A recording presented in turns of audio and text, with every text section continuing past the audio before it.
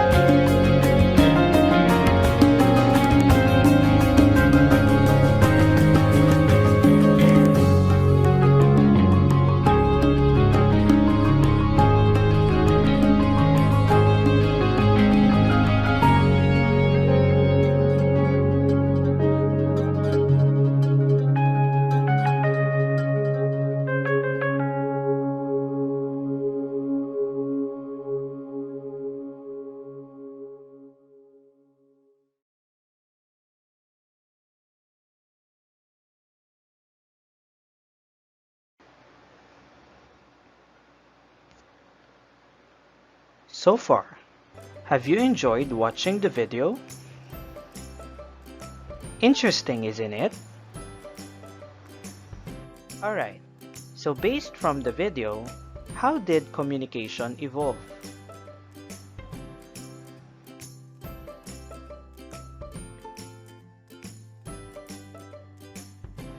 I know most of you have something in mind of how communication evolved based from the video. But to clarify your prior knowledge about the evolution of how communication evolved, so let's proceed with our lesson. Okay, now let us start our discussion with the evolution of traditional and new media. So I have here the four important periods of the evolution of traditional and new media. First, we have the prehistoric era, which is believed to have started around 200,000 BCE up to 4,000 BCE. Next is the ancient era, which is believed to have started around 3,000 BCE up to 100 CE. Next, we have the industrial era, which is believed to have started around 1440 up to 1890. And then last, we have the information era, which is believed to have started around 1906 up until present. So to discuss each period, so let's start. Let us begin with the prehistoric era. So this was dated around 200,000 BCE up to 4,000 BCE. In this particular period, people mostly rely on nature. So they use tools in their surroundings they use tools that they can utilize in order for them to communicate. So in this particular period, the usage of smoke, the usage of fire, and the usage of horn was one of their systems or ways in order for them to communicate. So let's start. So aside from those ways mentioned on the previous slide, we also have petroglyphs. So petroglyphs are illustrations by abolishing part of rock by incision or carving as a form of rock art. So I have here an example of petroglyphs. So these are usually found on caves because during the prehistoric times, people used to live on caves. So petroglyphs is actually one of the earliest forms of media in the prehistoric period. Aside from petroglyphs, prehistoric people used to do cave paintings, which is also known as a parietal art. So these are painted drawings on cave walls or ceilings. And some of these cave paintings were dated to have created around 40,000 BCE up to 38,000 BCE. And these cave paintings were prominent in both Asia and European region during the prehistoric period.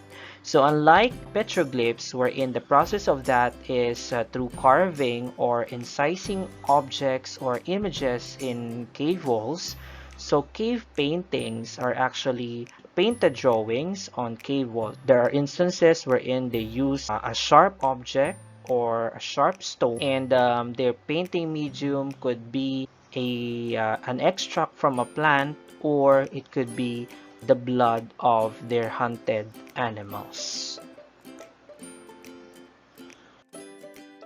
It was also during the prehistoric period wherein dance was introduced. But during those times, dance is not considered as a form of self-expression, but during this time, dancing before their gods was fundamental in temple rituals because they believe that it's their way of communicating or connecting to their supernatural beings, especially during the prehistoric time. So during temple rituals, during festivity, so they do dancing because they believe that this will honor or this will glorify their gods. And then another form of media or expression is through body art. So it was believed that this started around prehistoric era. So it's a momentous part of social, spiritual, or personal expression. So when you say body art class, it is not just putting tattoo on the skin. It could also mean that you put ornaments on your body. Okay, so it was believed to have started around the prehistoric period. So this is also their way of being identified. Because during those times, the more you have tattoo, the more experience you already have, or it says something about your origin, or it says something about someone's experience. Okay, so I have here an example of body art. We have the neck rings on Malaysian tribes women.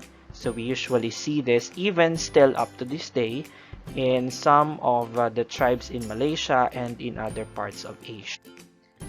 And then in Africa, so they have this type of skin which is prominent to the Chambari tribe in Africa. And then also, during the prehistoric period, they also practice body art through putting cosmetics. So for them also to be identified. And of course, when we say cosmetics, Egyptians or early Egyptians were the ones who actually introduced cosmetics to the world. So they were the ones who first introduced this way of making someone beautiful or being beautified. And also, just like what I said, under body art, we have the tattoo. So in some of the tribes in India, so they put tattoo on their skin. And not just in India, but in other parts of the world, some of the peoples, especially tribesmen, consider tattoo as sacred, or they consider it as an important part or an integral part of their lives because it says something about their tribe, it says something about their experience, and it says something about, let's say, their origin or their triumphs in their lives. Okay, now let us have the forms of media during the ancient era, so which was believed to have started around 3000 BCE up to 100 CE. So unlike in the prehistoric era, in the ancient era, this was the period where the system of writing and the first system of communication was developed.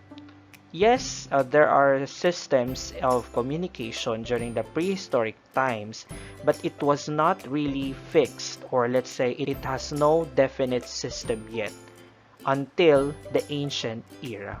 So this was the period where the first systems or systematic forms of communication was introduced. First and foremost, we have the different systems of writing during the ancient era. And the first system of writing is through cuneiform script. So cuneiform script is one of the earliest schemes of writing, identified by its wedge-shaped marks on clay tablets built by means of a blunt reed for a stylus. So this was used for more than 3 millennia through several points of development. So it was believed to have started around 34th century BCE up to 2nd century Common Era. So here is an example of a cuneiform script which was recovered in Turkey. So as you can see, the characteristic of cuneiform script, unlike petroglyphs and cave paintings, it has a pattern, and at the same time, it also has a system. So considering the characteristics of letters and the characters, so usually it's like a wedge-shaped character. And the way of doing this is that people during this time uses a sharp reed, and they do this on clay tablets. So unlike petroglyphs, here we can see that writing has already a system. And then after the cuneiform script, the Egyptian people during the ancient time developed their own system of writing, which was called Egyptian hieroglyphs, or let's just say hieroglyphs. Egyptian hieroglyphs is an orderly writing system used by the ancient Egyptians that combined anagrammed and alphabetic elements. Egyptians used cursive hieroglyphs for religious articles on papyrus and wood. So here is an example of an Egyptian hieroglyphs that was recovered in Egypt. So when we say anagram, so anagram are object-like characters or natural object-like characters, and then alphabetic are letter-like characters. So as you can see here, compare it to cuneiform script. Egyptian script is almost showing us exact picture of some of the natural objects that we can see.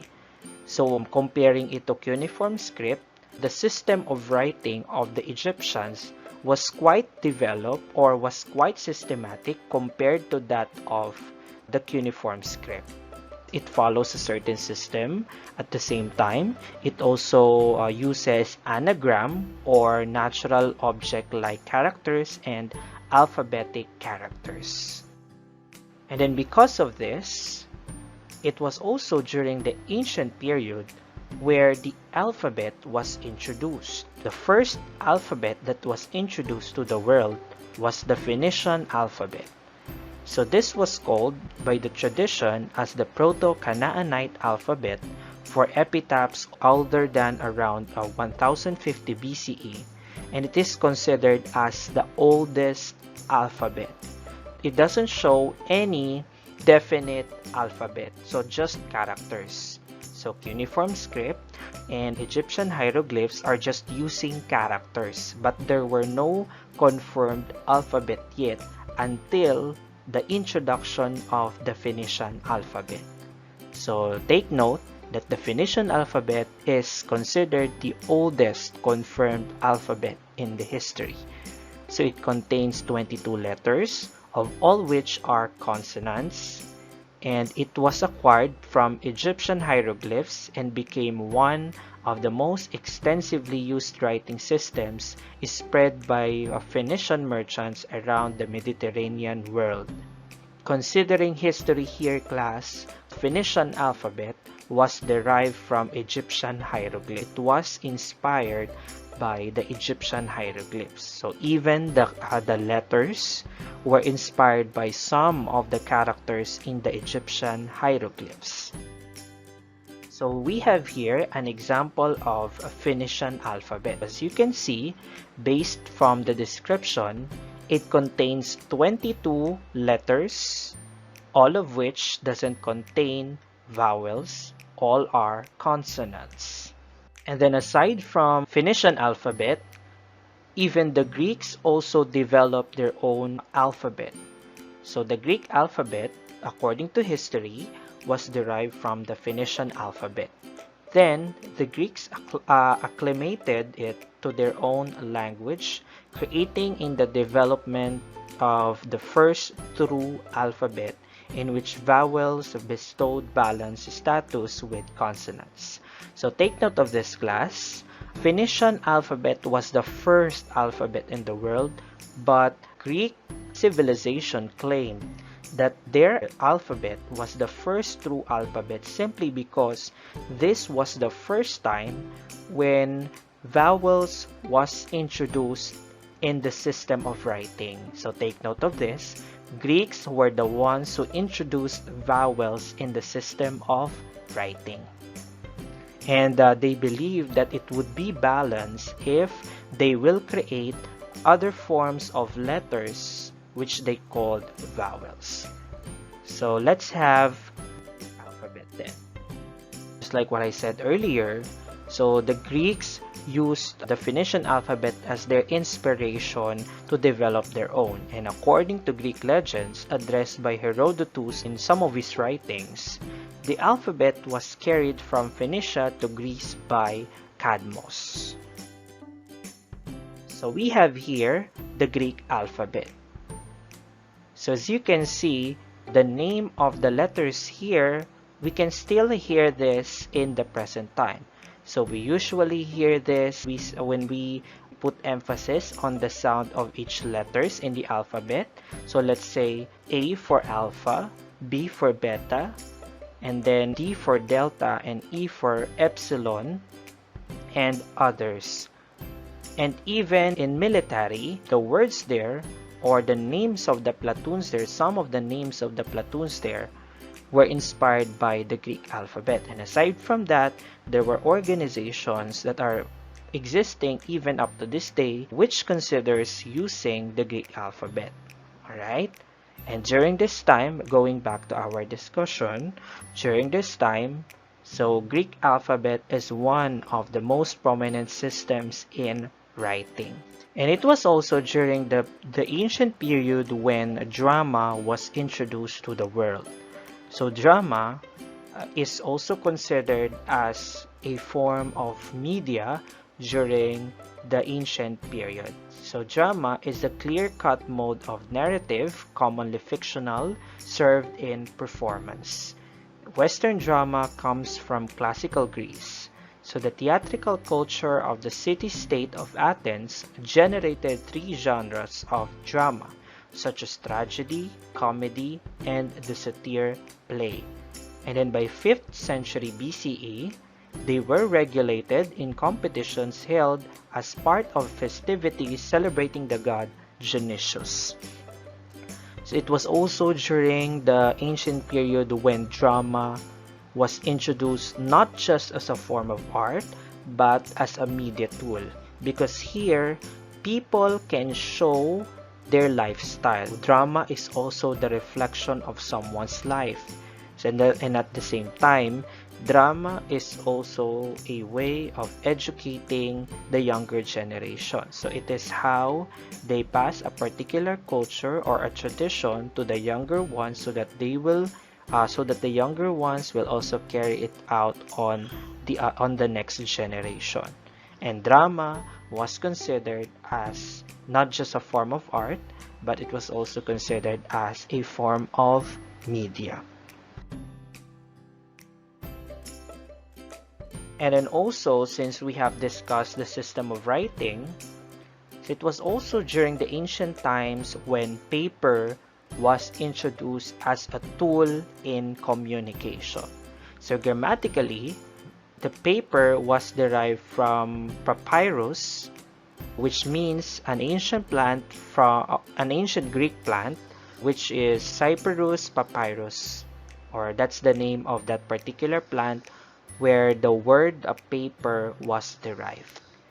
And the papyrus is a chunky paper-like matter produced from the core of the Cyperus papyrus plant, which was used in the ancient Egypt and Mediterranean culture for writing way before the paper making in China, which was dated 2nd century CE by Kailun.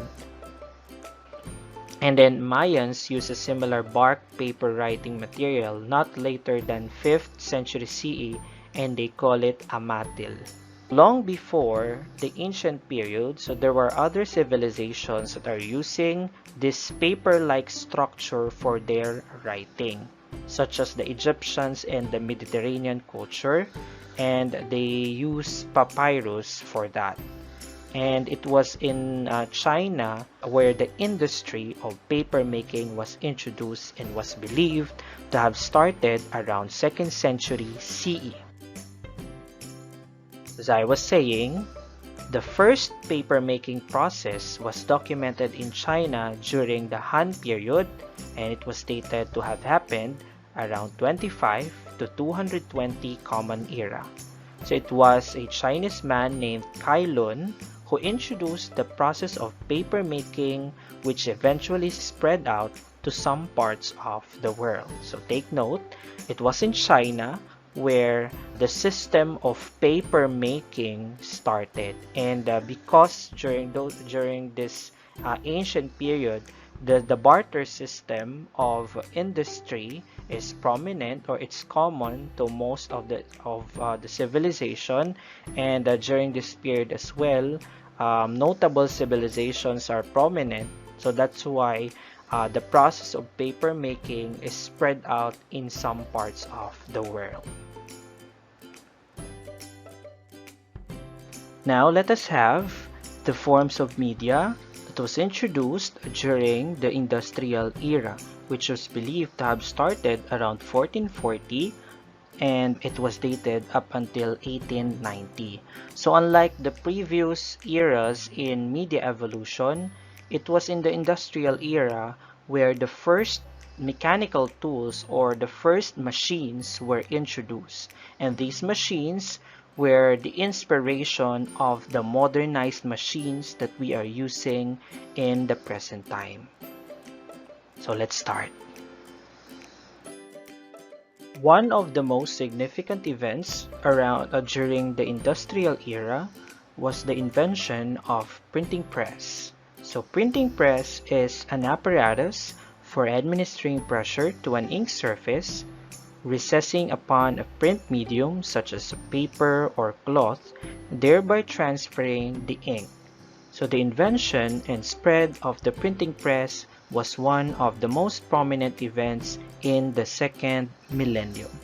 So it was actually during the industrial period wherein people started to think of using machines in order to simplify their way of living. So we have here examples of the earliest form of printing press. So the picture on the left side was the recreated version of the Gutenberg printing press, which was displayed in the Printing Museum in Carson, California. And then the printing press, or the picture of the printing press, which is on the right side, is actually the blueprint of the actual printing press, which was introduced by Gutenberg. And the printing press is the brainchild of no other than this German missionary by the name of Johannes Gutenberg. So the printing press was invented in the Holy Roman Empire by Johannes Gutenberg around 1440.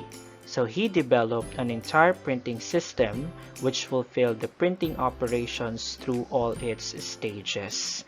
So during this period, since it was introduced during the Holy Roman Empire, so the first products of, or one of the first products rather, of the printing press was the earliest version of the Bible.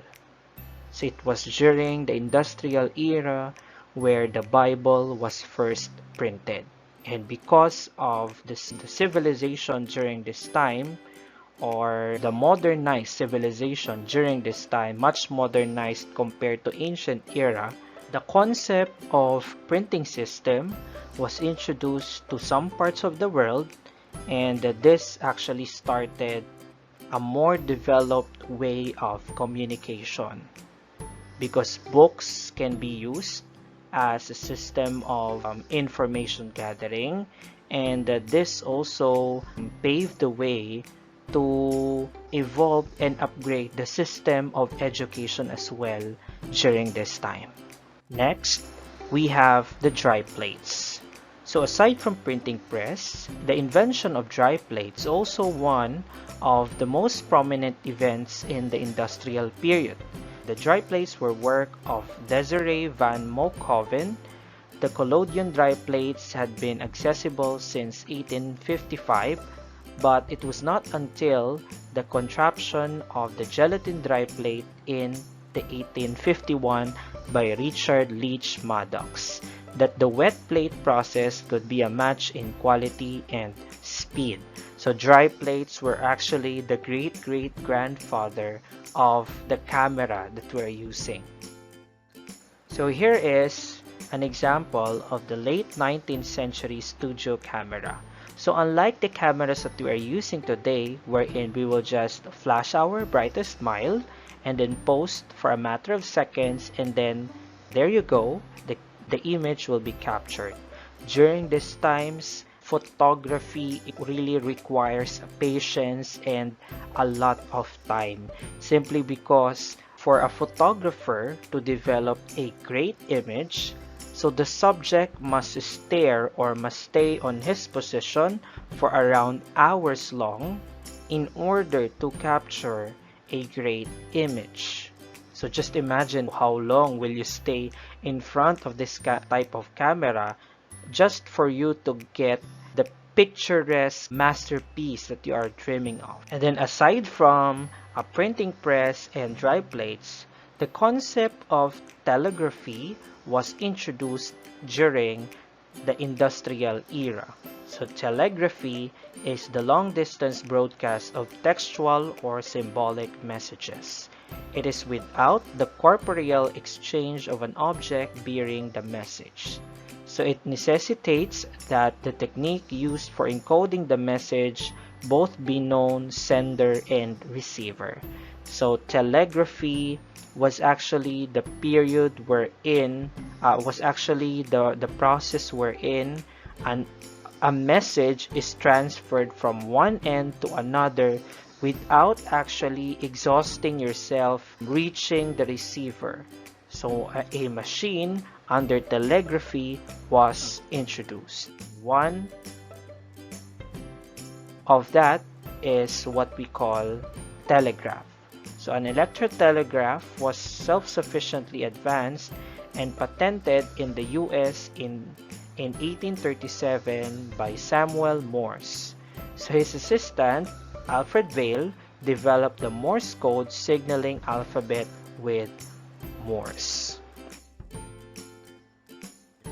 So this is actually the representation, or this is actually an example of the earliest form of telegraph. So in 1844, with the use of this device, Morse sent the message, "What hath God wrought?" from the capital in Washington to Baltimore. So this was during this time wherein these people has successfully transferred a message from a quite farther end going to another point. So without actually exhausting themselves sending mails, so by just sending a code through signal, so it was successful in 1844. And because of the introduction of telegraphy, so aside from telegraph, the concept of telephone or phone was also introduced during the industrial era. So we have telephone. So telephone or phone is a telecommunication device that allows many users to administer a conversation when they are too far apart to be heard. So aside from Alfred Bell and Samuel Morse, who introduced telegraph to the world, telephone was also introduced, which also caters or which also provide a long distance communication. Phone is actually the brainchild of a Scottish immigrant named Alexander Graham Bell. So Alexander Graham Bell patented a device that formed clearly intelligible replication of human voice in 1876. So unlike the telegraph, Alexander Graham Bell patented a device that will not just transfer a code or a signal from a point to a particular point. So what he did is he invented a machine, or he invented a tool that would clearly transfer a human voice or a clear representation of human voice from one point to another point. So it all started in 1876. And then aside from those mentioned, phonograph is also an example of those devices that was introduced during the industrial period. So in 1877, a phonograph, or a device designed for the power-driven recording and reproduction of sound, was invented. And in its later forms, it was also called the gramophone. So aside from transmitting messages, so the process of recording or storing and reproducing sound was also introduced during the industrial era by the use of phonograph. So phonograph during this time, it was used to record and reproduce sounds, right? So it was on the later versions of phonograph, it was called the gramophone.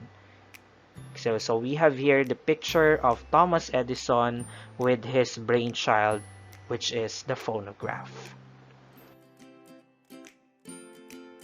And did you know that aside from dry plates, it was also during the industrial era when a film was introduced, or the concept of film making was introduced. So film, also called as movie, motion picture, theatrical film, or photoplay, is a series of immobile images that when shown on a screen generates the illusion of moving images. I have here an example of one of the first, actually if I'm not mistaken, this was the first photographic sequence that was shot by Edward Muybridge around 1887, which portray the earliest version of motion pictures. And aside from Edward Muybridge, there were other filmmakers who were inspired to develop films, and this was actually the beginning of filmmaking industry in the world.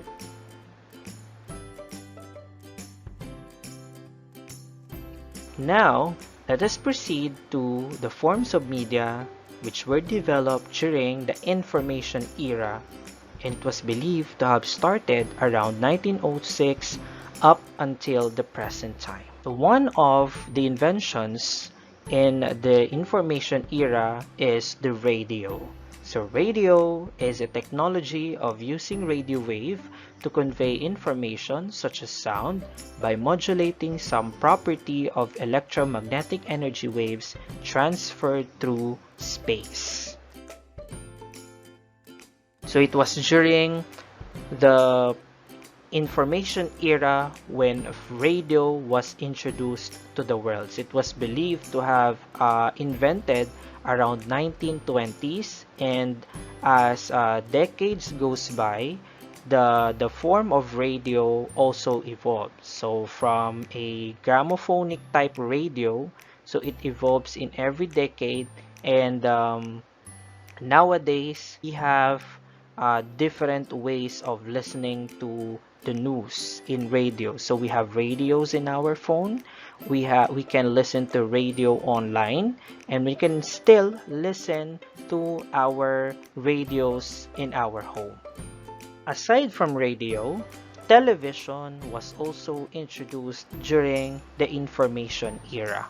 So television is a telecommunication medium used for transmitting sounds with moving pictures. So unlike radio, television is quite advanced compared to radio, simply because it doesn't just transmit sounds through signal, it also transmits moving pictures. As you can see, just like radio, every decade the form or the design of television also evolves. So from a box type up until the flat screen television.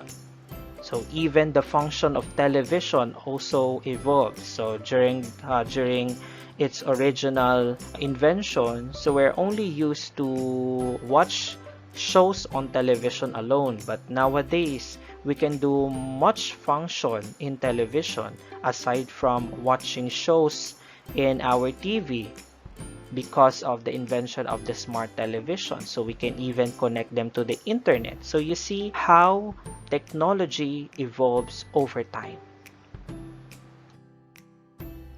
It was also during this period when computers were introduced. So computer is an electronic device for storing and processing data, typically in binary form, according to instructions given to it in a variable program. So over the decades and over the years, we can see that computers are evolving from its original form, which measures a size of a big office or a room, up to the types of computers that we are using today. So today we can see that there are tablets, there are computers wherein the parts are also on the screen. So we can see that even computers are evolving from its original or from its first design up until its design today. But it's and even the function also evolves from time to time. And then the process and then the function also develops as well. Because of the evolution of computer, the introduction or the invention of internet was also introduced. So internet is a global system of interconnected computer networks that uses the internet protocol suite to communicate between networks and devices. So according to history, it was believed that internet was first introduced as ARPANET in 1969 in a military base in the United States. And then until such time, and because of the success of ARPANET, it was introduced to different institutions in the United States. And then because of its massive success in those different institutions, that's why the World Wide Web was introduced and still growing up until today. We also have the introduction or the invention of mobile phones. So mobile phone is a portable telephone which can produce and receive calls over a radio frequency carrier. So even phone as well, class, has its evolution. So starting from a bulky type phone, going to the smartphones that we are using nowadays. So you see, even mobile phones evolves over time. Okay, so now let us summarize the lesson. So let us have the prehistoric era. So as what we have discussed earlier, prehistoric era, which was dated around 200,000 BCE up to 4,000 BCE, so this was the period wherein there was no definite system of communication. And it was during this period wherein people used to rely on their surroundings as they do communication or as they gather information. And then we have ancient era. So ancient era, which was dated around 3000 BCE up to 100 CE, was the time wherein the first system of communication was introduced to the world. So the first organized system of communication was introduced to the world. So this was the period when the system of writing was introduced. It was also during the period when the system of process, the process of paper making was introduced, and it was also during this period wherein various alphabets or earliest forms of alphabets was introduced. And then we have the industrial era, which was dated around 1440 up until 1890.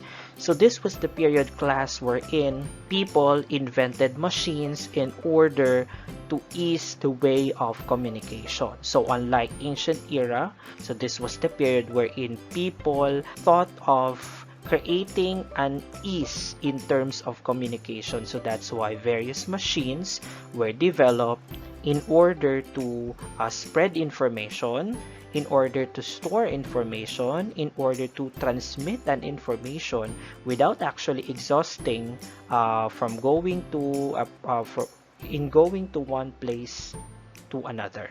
Okay, and last we have the information era, which was dated around 1906 up until the present time. So this was the period wherein the technologies in the industrial era were modernized, and at the same time, modernized forms of technology such as computer and internet was introduced. And this actually paved the way for the creation or for the birth of new media. Alright? So I hope this lesson was quite interesting, and I hope that you have understood now the evolution of media. And that's it for our today's discussion.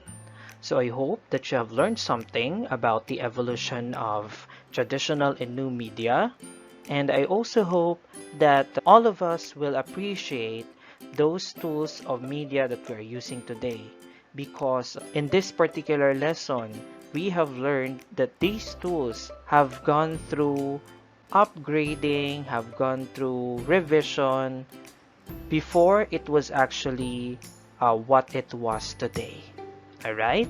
So I hope we'll see you again for our next lesson in media and information literacy. Goodbye, class!